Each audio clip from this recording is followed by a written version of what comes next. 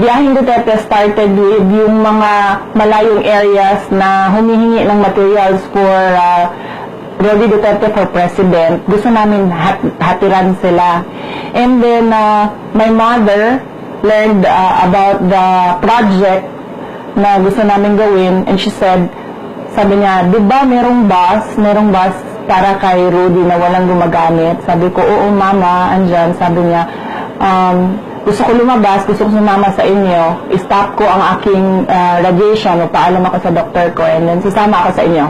Well, they should look at it as a family helping each other. Yun lang naman ang gusto ni mama. Sabi niya, alam mo, ex-husband ko siya, former husband ko siya, pero siya pa rin ang tatay ng mga anak ko. So, we will know on the day, mga at least 1 to 2 days before, kung mag-abot talaga si mama at si papa sa Visayas.